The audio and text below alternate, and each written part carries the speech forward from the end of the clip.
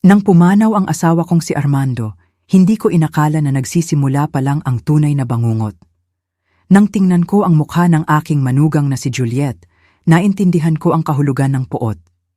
Mula ngayon, akin na ang bahay na ito, sabi niya na may malamig na ngiti habang inihahagis ang aking mga maleta sa bangketa. Pwede ka bang pumunta na lang sa home for the aged? Wala akong sinabi, ngumiti lang ako. Hindi niya alam na may itinatago akong lihim na magbabago ng lahat.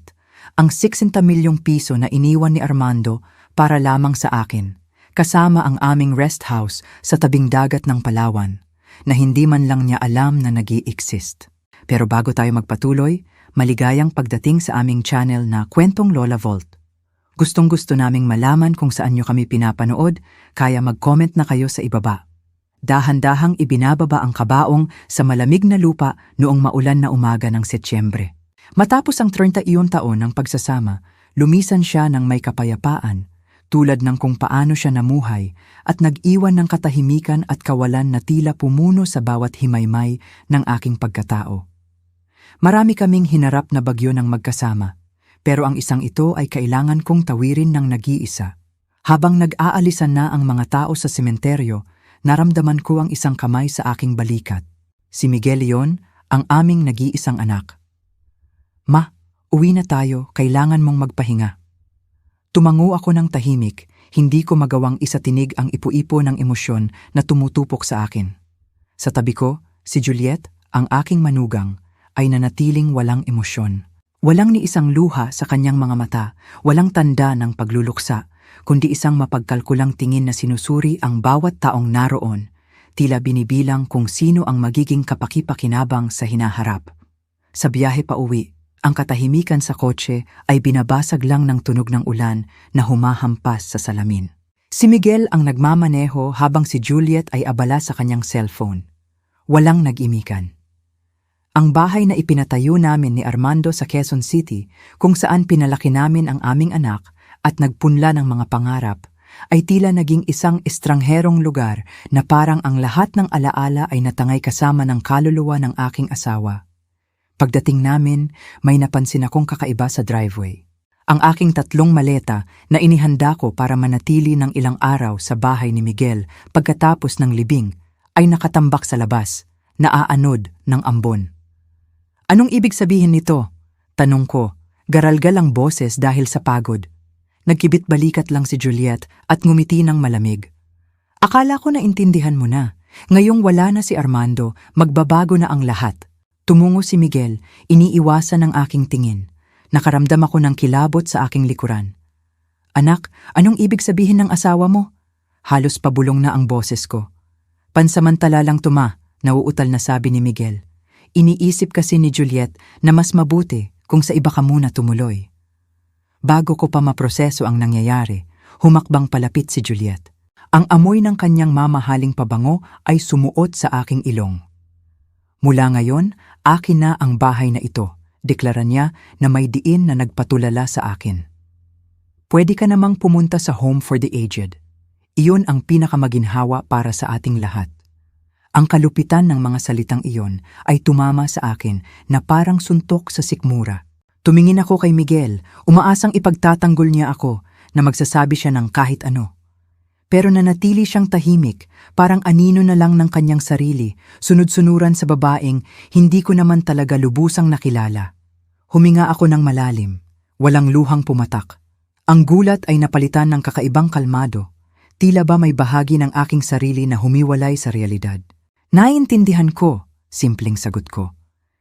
Kinuha ko ang aking mga maleta at dinala sa maliit na kwarto ng katulong sa likod ng bahay, isang lugar na ginagamit noon ni Armando bilang bodega ng mga gamit. Ang amoy ng amag at luma ay sumalubong sa akin. Isang maliit na kama ang inilagay sa sulok katabi ng lumang mesa kung saan may nakalagay na kainan ng aso. Malinaw ang mensahe. Mas mababa pa sa alagang hayop ang tingin nila sa akin. Umupo ako sa gilid ng matigas na kama at tiningnan ang paligid. Ang mga pader na may mantsa ng tubig at ang maliit na bintana na halos hindi makapasok ang liwanag ang magiging bago kong tahanan. Hindi ko hinayaang pumatak ang mga luha kahit na nagbabadya na itong bumuhos. Laging sinasabi ni Armando na sa mga oras ng matinding sakit, ang katahimikan ang ating pinakamahusay na depensa. Kapag inisip nilang talo ka na, Elena, doon mo dapat ipunin ang lakas mo, madalas niyang sabihin. Ang tamang katahimikan ang pinakamalakas mong sandata. Habang lumalalim ang gabi, nanatili akong nakaupo sa madilim na kwartong iyon. Inaalala ang bawat detalye ng buhay ko kasama si Armando, ang lalaking mapagbigay at maingat na laging pinaghahandaan ng lahat. Inasikaso ang bawat detalye, kahit para sa panahong wala na siya. Ang hindi alam ni na Juliet at Miguel sa kanyang tahimik na karunungan, prinotektahan ako ni Armando. Bago lumala ang kanyang sakit, inilipat niya sa pangalan ko ang lahat ng aming mahahalagang ari-arian. Isang rest house sa tabing dagat ng Palawan na iilan lang ang nakakaalam, mga shares sa malalaking kumpanya at isang account sa ibang bansa na sa kabuuan ay nagkakahalaga ng humigit kumulang 60 milyong piso. Tiningnan ko ang locket na suot ko sa leeg, regalo ni Armando noong huli naming anibersaryo. Sa loob nito may maliit na kompartimento na nagtatago ng susi ng kaha de yero kung saan ligtas ang lahat ng dokumento.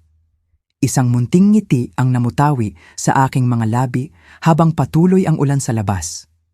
Akala ni Juliet ay isa lang akong biyudang walang laban at madaling itapon. Wala siyang ideya kung sino talaga ako at kung ano ang parating. Hindi ako nakatulog ng gabing iyon. Ang ingay ng ulan sa yero ay nagsilbing orasan. Ginugol ko ang madaling araw sa pagpaplano ng bawat hakbang, hindi para sa paghihiganti, kundi para sa katarungan, para sa respeto sa alaala ni Armando, at higit sa lahat, para sa aking sarili. Nang mag-umaga, narinig ko ang mga yabag ni Juliet sa itaas. Ang tunog ng mga tasa at amoy ng bagong timplang kape ay umabot sa aking maliit na kwarto. Paalala na malapit na akong ipatawag para sa mga bago kong tungkulin sa bahay na dati ay akin. Inayos ko ang sarili gamit ang kaunting damit na nasa maleta. Sinuklay ko ang aking maputing buhok at tumingin sa basag na salamin sa pader. Sa edad na 63, ang mukha ko ay may bakas ng isang buong buhay, pero ang aking mga mata ay nagniningning pa rin ng tahimik na determinasyon. Magsisimula na ang laro ngayon, Armando, bulong ko sa hangin, at tinuruan mo akong maglaro ng mahusay. Nang umakyat ako ng hagdan at pumasok sa kusina, nakaupo na si Juliet sa mesa habang nagpipindot sa kanyang tablet. Halos hindi siya tumingin nang pumasok ako. Nandyan ka na pala. Dapat nakahain na ang agahan ng 7:00. Gusto ni Miguel ng scrambled eggs na may bacon at gusto ng mga bata ng pancakes. Ako naman, fruit salad lang at green juice. Hindi ako sumagot. Isinuot ko lang ang apron na nakasabit malapit sa kalan at nagsimulang maghanda ng iniutos niya. Habang naghihiwa ako ng prutas, pinagmamasdan ko si Juliet sa gilid ng aking mata. Tila komportable siya sa papel na senyora ng bahay na parang ilang taon niyang pinag-ensayuhan ang momentong ito. Ang mga bata, sina Diego at Jimena, ay bumaba para mag-almusal na inaantok pa. Si Mina, na 10 taong gulang, ay niyakap ako nang mahiyain. Lola, bakit ikaw ang nasa kusina at nagluluto? Bago pa ako makasagot, sumingit si Juliet. Tutulungan na tayo ni Lola sa gawaing bahay ngayon. Hindi ba ang galing? Di makikita niyo siya araw-araw. Tumango ang bata na nalilito habang si Diego ay nagkibit balikat lang at nag-focus sa kanyang cellphone. Sumunod na dumating si Miguel na bihis na para sa trabaho, iniiwasan ang tingin ko. Good morning, sabi niya sabay halik sa noo ng mga bata at sa labi ni Juliet. Inihain ko ang agahan ng tahimik, inoobserbahan ang bawat kilos, bawat interaksyon. Walang nag-imbita sa akin na umupo sa mesa. Nanatili akong nakatayo malapit sa lababo, parang katulong na naghihintay ng utos. Dapat handa na ang mga bata para sa school in 20 minutes, anunsyo ni Juliet habang tumatayo. At pwede ka nang magsimulang maglinis ng bahay pagkaalis nila. At huwag mong kalimutang pakainin ang mga aso. Tumango ako, pinanatiling blangko ang aking ekspresyon. Lumapit si Juliet at ibinulong para ako lang ang makarinig. Dapat magpasalamat ka na pinapayagan kitang manatili dito. Maraming biyenan ang hindi kasing swerte mo. Nang makaalis na silang lahat, Nanatili akong mag-isa sa kusinang iyon na ilang araw pa lang ang nakalilipas ay puso ng aking tahanan. Nilinis ko ang mesa, hinugasan ang mga plato at inayos ang lahat ng metikuloso. Bawat galaw ay kalmado at planado.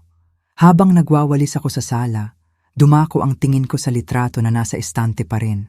Kami ni Armando magkayakap sa harap ng dagat noong araw na binili namin ang rest house sa Palawan, isang ari-arian na walang kaalam-alam si Juliet. Sa sandaling iyon, nagpasya akong kailangan kong kumilos ng matalino, maghintay ng tamang tiyempo, obserbahan ang bawat galaw, bawat bisyo, bawat kahinaan. At higit sa lahat, intindihin kung ano talaga ang nangyayari sa bahay na iyon. Sa sumunod na linggo, nakibagay ako sa bagong rutina. Gumigising ako bago ang lahat.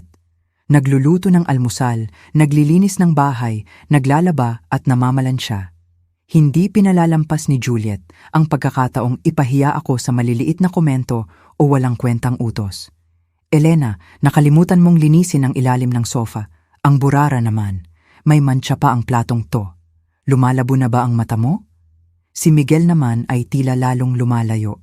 Umuuwing gabi na galing trabaho. Laging mukhang problemado. Sinubukan ko siyang kausapin ng ilang beses, pero lagi niyang iniiba ang usapan o sinasabing busy siya. Sa isa sa mga gabing iyon, nang tulog na ang lahat, nagpasya akong imbestigahan ang opisina ni Armando. Ang lugar ay eksakto kung paano niya ito iniwan. Ang mga libro sa estante, ang lumang leather chair kung saan siya nagbabasa ng ilang oras, ang solid oak desk na binili namin noong aming ika-10 anibersaryo. Maingat kong binuksan ang drawer kung saan itinatago ni Armando ang mahahalagang dokumento. Walang laman.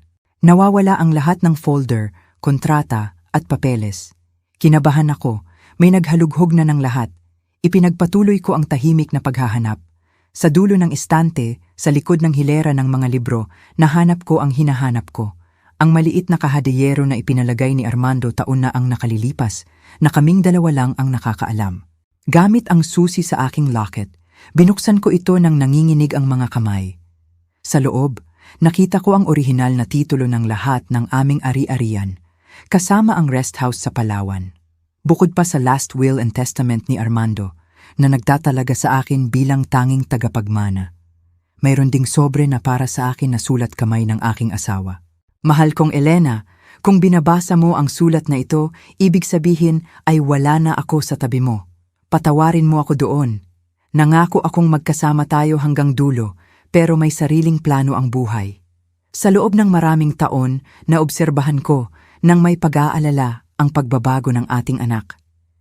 Ang mabait na lalaking pinalaki natin ay tila nawala sa ilalim ng impluwensya ni Juliet. Natatakot ako na kapag nawala ako, susubukan nilang abusuhin ka, ang kabaitan mo. Kaya gumawa ako ng hakbang. Inilipat ko sa pangalan mo ang lahat ng naipundar natin. Ang abogado nating si Attorney Jorge Santos ay nasa kanya ang lahat ng instruksyon. Hanapin mo siya kapag kinakailangan. Huwag mong hayaang alisan kanila ng dignidad, mahal ko. Mas matatag ka kaysa sa inaakala mo. Nagmamahal, Armando. Tumulo ang tahimik na luha sa aking mukha habang yakap ang sulat sa aking dibdib. Alam ni Armando ang lahat. Prinotektahan niya ako kahit alam niyang wala na siya dito. Maingat kong ibinalik ang lahat sa caja de hierro, maliban sa kopya ng mahahalagang dokumento na itinago ko sa aking bag. Bumalik ako sa aking maliit na kwarto sa likod na may bagong damdaming umuusbong sa loob ko. Determinasyon. Kinabukasan, nang abutan ako ni Juliet ng listahan ng mga gawaing bahay na mas mahaba kaysa sa normal, ngumiti lang ako at tumango. May problema ba, Elena? Tanong niya. Nagdududa sa bigla ang pagiging masunurin ko. Wala naman, kalmado kong sagot. Nakikibagay lang ako sa bago kong realidad. Ngumiti siya, kontento sa inakala niyang tagumpay. Hindi niya alam na habang naglilinis ako at sumusunod sa utos, inoobserbahan ko ang bawat galaw, bawat ibinubulong sa telepono, bawat dokumentong dumadaan sa kanyang mga kamay.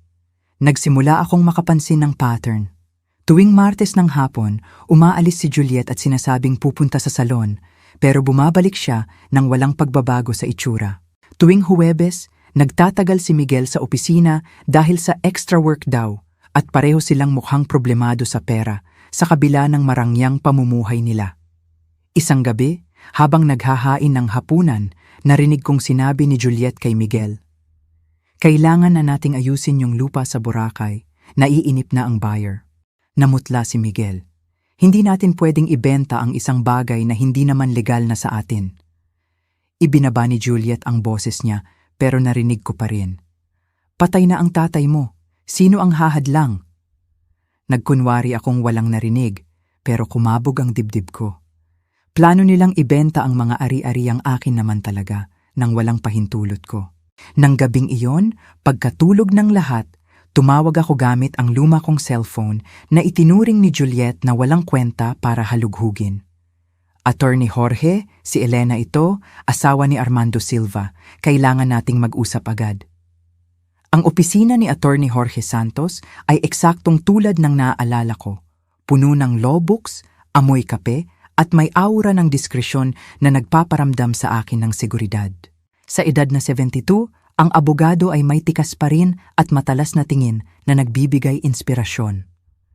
"Doña Elena, taus-puso akong nakikiramay kay Armando," sabi niya habang hawak ang aking mga kamay. "Tapat na kaibigan, marangal na tao, isang kawalan." Umupo ako sa leather chair sa harap ng mesa niya, nanginginig ang kamay habang inilalabas ang mga dokumento. "Jorge, kailangan kong maintindihan kung ano talaga ang sitwasyon ko," sabi ko, sinusubukang patatagin ang boses. "At kailangan ko ang inyong lubos na diskresyon." Inayos ng abogado ang salamin niya at sinuri ang bawat papel. Seryoso ang mukha niya, pero napansin ko ang pagkunot ng noo niya habang nagbabasa. "Napaka-metikuloso ni Armando gaya ng dati," komento niya. "Inilipat niya ang lahat ng pangunahing ari-arian sa pangalan niyo bago lumala ang kondisyon niya. Ang bahay na tinitirhan niyo, ang property sa Palawan, ang investments, lahat ay legal na nakapangalan sa inyo." "Paano naman ang iba?" tanong ko, naaalala ang banggit ni Juliet tungkol sa lupa. "May ilang property na nanatili sa pangalan ni Armando, pero malinaw ang last will niya. Kayo ang tanging tagapagmana." Naglabas siya ng folder. "Ito ang kopya ng testamento na rehistrado na. Walang makakakontra dito." Nakahinga ako ng maluwag, pero may bagong pag-aalala. Paano kung subukan nilang magbenta nang wala akong pahintulot? Tinanggal ni Jorge ang salamin at tumingin sa akin. "Elena, kung susubukan nilang magtransaksyon gamit ang mga property na nakapangalan sa inyo, krimen iyon. Falsification of documents, estafa." Tumigil siya sandali. "May ebidensya ba na nagpaplano sila ng ganoon?" Ikinwento ko ang narinig ko at ang sitwasyon ko sa bahay. Tumigas ang tingin ng abogado. "Hindi katanggap-tanggap ang ginagawa nila sa inyo. Pwede tayong magsampa ng kaso agad para..." Itinaas ko ang kamay ko para pigilan siya ng mahinahon. "Huwag muna, Jorge. Gusto ko munang maintindihan ng lubusan ang nangyayari bago ako kumilos." "Anong plano mo?" tanong niya. "Magmamasid, magdodokumento, at kapag dumating ang tamang oras, kikilos." Huminga ako ng malalim. "Pero kailangan ko ang tulong niyo sa ilang bagay." Lumabas ako ng opisina pagkalipas ng 2 oras na may planong plantsado at pakiramdam na may kapangyarihan na ako, na ilang linggo ko na ring hindi nararamdaman. Tinulungan ako ni Jorge na maintindihan ang mga karapatan ko. Bago umuwi, dumaan ako sa isang electronics shop at bumili ng 2 hidden recording device at isang napakaliit na camera. Hindi ko ipinagmamalaking gawin ito, pero kailangan ko ng matibay na ebidensya. Pag-uwi ko, walang tao sa bahay maliban kay Mina na nagbabasa ng libro sa porch. Lumiwanag ang mukha niya nang makita ako. "Lola, san ka galing?" Nagalit si Mama nung hindi kanya makita para magluto ng lunch. Umupo ako sa tabi niya at hinaplos ang buhok niya, nakawangis ng kay Armando noong bata pa. "May inayos lang ako, apo. Bagay ng matatanda." Ibinaba ni Mina ang boses, tumingin sa paligid na parang takot marinig. Sabi ni Mama, aalis ka na raw at pupunta sa lugar para sa matatanda. "Totoo ba, Lola?" Nanikip ang dibdib ko. "Ano sa tingin mo, Mina?" Napuno ng luha ang mata niya. "Ayaw kong umalis ka, nawala na nga si Lolo." Niyakap ko siya ng mahigpit. "Huwag kang mag-alala, apo. Hindi ako aalis." Nang dumating si Juliet kasama si Diego, halatang irita siya. Saan ka galing? Kinailangan kong mag-order ng pagkain dahil wala ka. Nagpa-check up ako, pagsisinungaling ko ng natural. Monthly check-up ko to, di ba? Kumunot ang noo ni Juliet, pero hindi na nagtanong. Malamang ay hindi naman niya inaalala ang mga lakad ko. Sige, ngayong nandito ka na, maghain ka ng dinner ng 7 p.m. May bisita si Miguel, importanteng tao. Nang gabing iyon, nagluto ako ng espesyal tulad nung tumatanggap kami ni Armando ng bisita. Ang bisita ni Miguel ay isang lalaking nasa middle age na nagngangalang Ricardo Mendez na nagpakilalang real estate broker. Sa buong hapunan, napansin ko ang makahulugang tinginan ni Ricardo, Miguel at Juliet. So Miguel, sabi ni Ricardo habang kumakain ng dessert, available pa rin yung lupa sa Boracay. Kinabahang tumingin si Miguel sa akin bago sumagot. Tinatapos na namin ang ilang detalye, maayos na ang lahat. Pagkaalis ng bisita, hinintay kong makatulog ang lahat bago ko isinagawa ang plano. Maingat kong inilagay ang isang recorder sa sala at isa sa opisina kung saan madalas mag-usap ng pribado sina Juliet at Miguel. Kinabukasan, habang nagkakape, napansin ko si Juliet na may kausap sa telepono sa porch ng pabulong. O, yung lupa sa Boracay. Hindi, wala siyang alam. Oras na lang ang hinihintay bago maayos ang papeles. Bumilis ang tibok ng puso ko. Ang lupa sa Boracay ay investment ni Armando taon na ang nakararaan. Ayon sa dokumento, inilipat yon sa akin bago siya lumala. Sa mga sumunod na araw, itinuloy ko ang pagiging masunurin habang kumukuha ng impormasyon sa mga recording. Nakakaalarma ang nabubuo kong kwento. Plano ni Juliet at Miguel na ibenta ang mga ari-arian ko sa pamamagitan ng pamemeke ng dokumento sa tulong ni Ricardo na malinaw na kasabwat nila.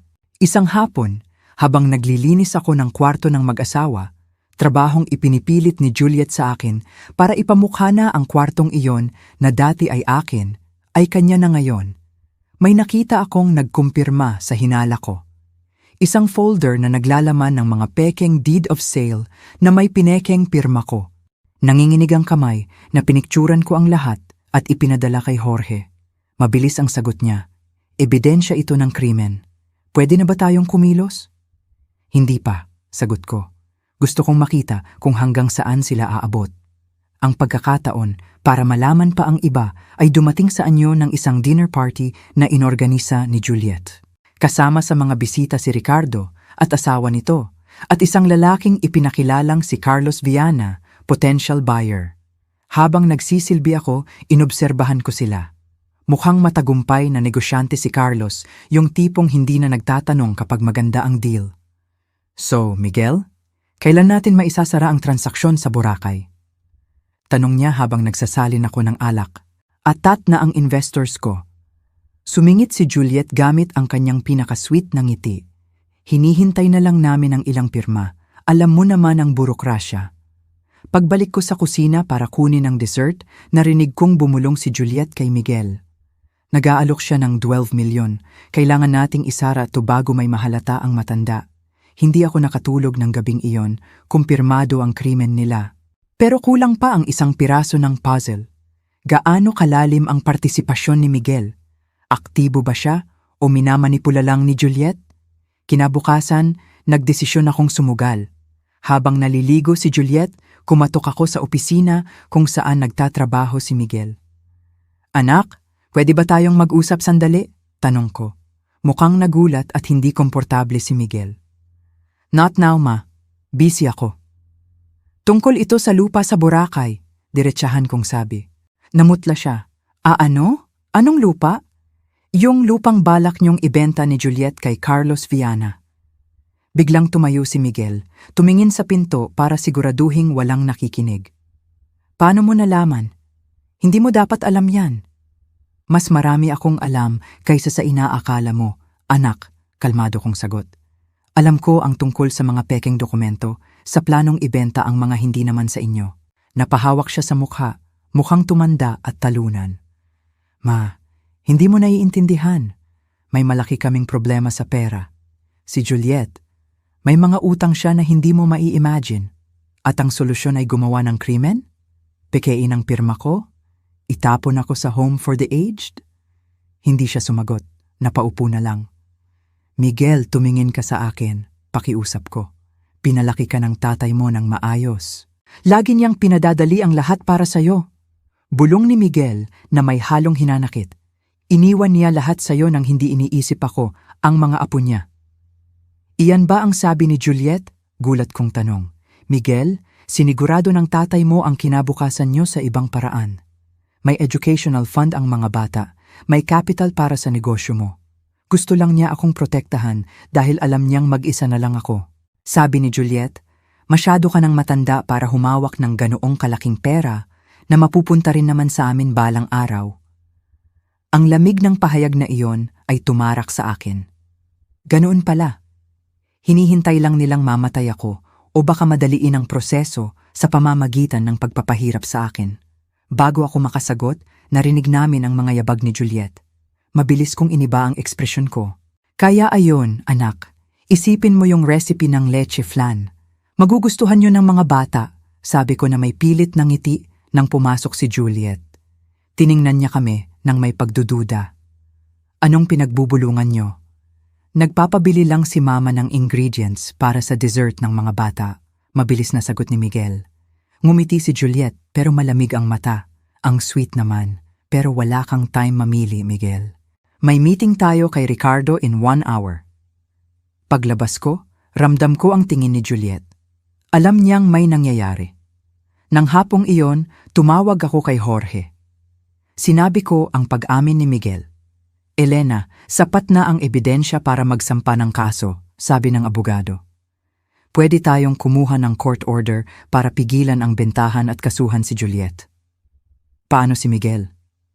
May katahimikan sa kabilang linya. Sangkot ang anak niyo, Elena.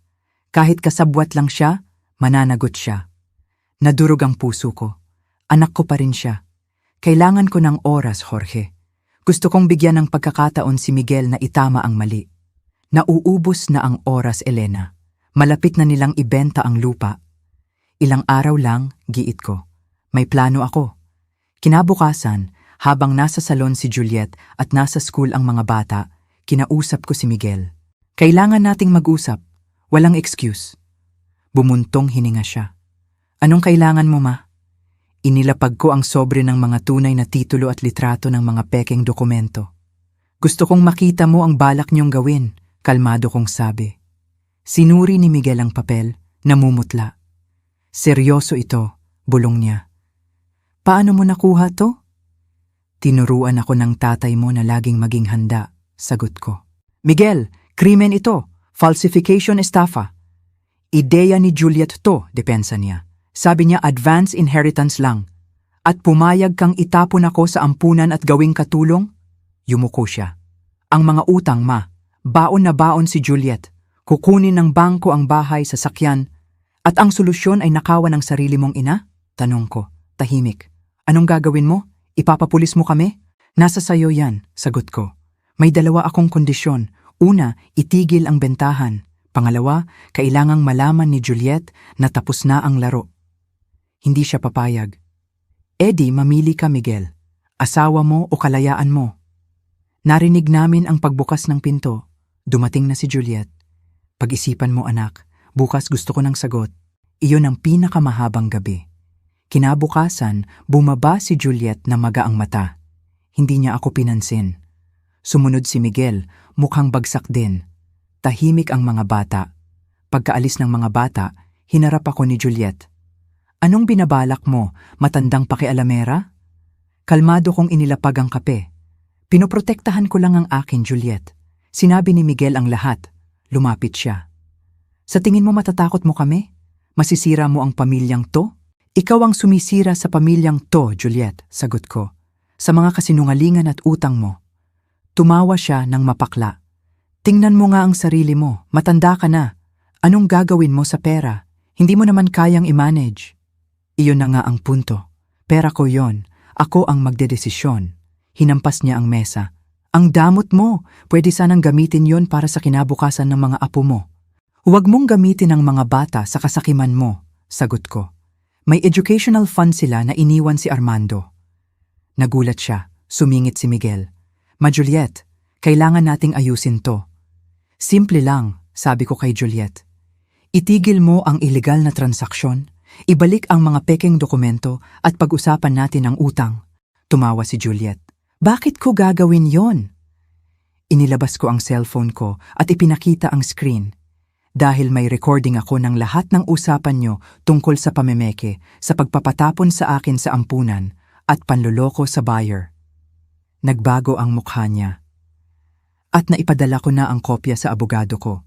Kung may mangyari sa akin, diretso ito sa pulis. Namutla si Juliet, binalingan niya si Miguel. Alam mo to? Alam mong ini-espian niya tayo? Hindi, wala akong alam. Hinarap ako ni Juliet. Hindi pa tayo tapos. Tapos na, Juliet, sagot ko.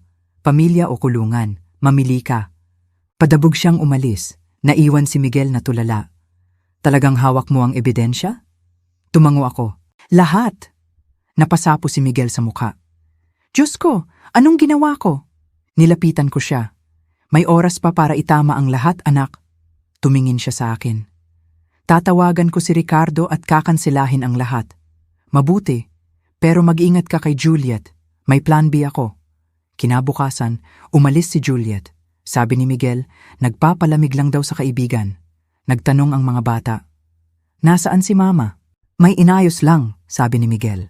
Pero alam ni Diego na nag-away sila. Kinansela ni Miguel ang deal kay Ricardo. Sinabi rin niya sa akin ang laki ng utang ni Juliet. Trace report na ₱1,000,000 sa credit card at loan sharks. Ginamit sa luho at may kabit pa raw na tennis instructor. Nang matapos magkwento si Miguel, umiiyak na siya. Ang tanga ko, ma. Biglang may humintong sasakyan. Bumalik si Juliet kasama ang isang lalaki. Dito ka lang, sabi ni Miguel at lumabas. Narinig ko ang sigawan. Lumabas ako at nakita si Juliet kasama ang isang malaking lalaki. Ah, nandito na ang bida, sarkastikong sabi ni Juliet. Si Attorney Renato ito, abogado ko. Ngumisi si Renato. Doña Elena, sa tingin ko may misunderstanding. Dahil sa edad nyo, baka hindi na kayo mentally fit. Ipoprocess namin ang interdiction para si Miguel at Juliet na ang humawak ng yaman nyo. Ano? Sigaw ni Miguel. Baliw ka na ba, Juliet? Wala akong sakit sa isip, singit ko. At Attorney Renato, baka gusto nyong mag-ingat bago kayo magmungkahi ng krimen. Tinatakot nyo ba ako? Tanong niya. Impormasyon lang, sagot ko. Alam na ni Attorney Jorge Santos ang lahat. Natigilan si Renato sa pangalang Jorge Santos. Kilala ito at maimpluwensya. Bluff lang yan, sabi ni Juliet, pero halatang takot. Subukan nyo, hamon ko. Isang senyas ko lang, nasa piskalya na ang ebidensya. Nag-usap sina Juliet at Renato. Pagbalik, sabi ni Juliet, pag-usapan natin. Una, lumayas ka sa bahay na to, utos ko. Ano? Bahay ko to. Pinalayas mo ako sa kwarto ko. Ngayon, ikaw naman. Tutol si Miguel, pero naging matigas ako. Kondisyon ko yan para tulungan kayo sa utang. Padabog na nag-impake si Juliet at umalis. Sa wakas, nakabalik ako sa master bedroom. Kinabukasan, payapa ang bahay. Ipinaliwanag ni Miguel sa mga bata na space muna sila ni Mama. Sinabi ni Diego na narinig niyang isasama daw sila ni Juliet. Natakot kami, kaya naghigpit ng security at kinausap ang school. Nagkasundo kami ni Jorge na bayaran ng lehitimong utang kapalit ng counseling ni Miguel at kasiguraduhan sa titulo ng bahay. Pag-uwi namin galing kay attorney, magulo ang bahay. Pinasok. Buti na lang nasa school ang mga bata. Si Juliet, sabi ni Miguel, hinahanap niya ang titulo ng beach house. Nagpalit kami ng lock at naglagay ng CCTV. Isang gabi, tumawag ang pulis. 3:17 a.m. Doña Elena, si Major Ocampo ito. Ang manugang nyo, si Juliet, nahuli sa Palawan, sinusubukang pasukin ang rest house nyo. Pumunta kami sa istasyon. Lumipad pala si Juliet pa Palawan para hanapin ang titulo at ibenta sa foreigner. May dala siyang pekeng dokumento. Kinasuhan siya ng trespassing at falsification. Nakulong siya sandali pero nakapagpiyansa na may restraining order. Nagdesisyon akong magbakasyon sa Palawan para maghilom. Sumunod ang mga bata at si Miguel pagkalipas ng ilang linggo. Nakita kong nagbabago na si Miguel. Nagpa-therapy siya at nag-file ng divorce annulment. Binayaran ko ang utang bilang investment sa future nila. Isang umaga, gumawa ng sandcastle ang mga bata. Bahay ni Lola, sabi ni Diego. Kasama si Lolo Armando na nagbabantay. Doon ko naramdaman ang tunay na tagumpay. Nang umuwi na sila sa Manila, naiwan ako sa beach house. Habang tinitingnan ko ang photo album ni Armando, sa huling pahina, may nakita akong maliit na sobre na nakadikit sa likod ng pabalat.